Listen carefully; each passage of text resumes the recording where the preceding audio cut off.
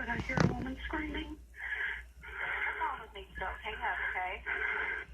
Please, hurry. Doug, what do you want people to know about Gabriel and Fidel? Well, I'd like people to realize that, they tried. They tried to do their best. That's what they picked to do for a living. And at any time, we know we may not come home to our wives, our girlfriends, our children. But they were the good guys, Ashley. They weren't the bad guys. And they lost their lives trying to get that bad guy. Doug, I'm sorry we're meeting under these circumstances. I sure appreciate you weighing in on this, and I'm sorry you lost your friend. Yes, ma'am. Sorry for crying on your show.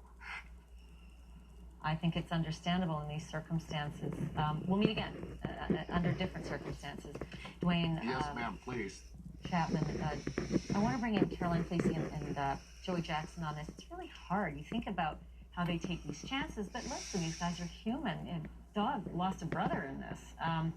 Is there any liability for, the company that employs the bounty hunters? That I think they had said they were federal agents at one point. Doug has always said, don't ever tell them you're a cop. You have way more leeway when you don't. But do they face any liability at that point, the company that employed them? No, I mean, the harsh reality is that they put their lives on the line, and for that, certainly they deserve our respect for what they do in terms of rounding up people who shouldn't have absconded to begin with. But this is the career that they've chosen, and just, to think about 10% of the bond that they get, how much money or how little money that is to lose their life. Right, Caroline? Yeah. We often see the bravado and the running and the charging, Yes. but I don't know that a lot of people know it ends in this kind of murder. To your point, the bail enforcement industry is an industry that really operates in the shadow of our criminal justice system. It's there all the time. We just don't hear about it until things like this happen. Yeah. To your point, it is a wildly unregulated industry. It's state by state. Different states have different laws. Dog alluded to that. Yeah. And it's really the Wild West out there, which is why it's so dangerous. And I think that there could be some, there is perhaps a need for some greater regulation in the area Our for thoughts, safety. our thoughts go out to the families of Fidel Garcia and Gabriel Bernal, and our thanks also to Doug for weighing in on this. Obviously, a very emotional time That's for him as crazy. well. I want to take you to Oklahoma City right now. High-speed chase for a murder suspect that ended with a hell of a flare. The suspect losing control of the SUV, Boom. slamming right into a telephone Oh. pole, knocking the pole down. 7 officers had been waiting for 23-year-old Christopher Lamont Carter to crawl out of that wreckage. And wouldn't you know, he puts his hands up, but he's on the phone. He's on the phone as he pops out of that door. The hell? And they had to yank at him, even with phone in his hand. After the officers booked Carter and searched his residence, they realized that he was actually an armed robbery suspect as well. So double whammy on catching him. The police say Christopher Carter is in this video. They say he had an accomplice holding up various convenience stores all around town. They say they are still Look at this searching for mess. the other armed robbery suspect.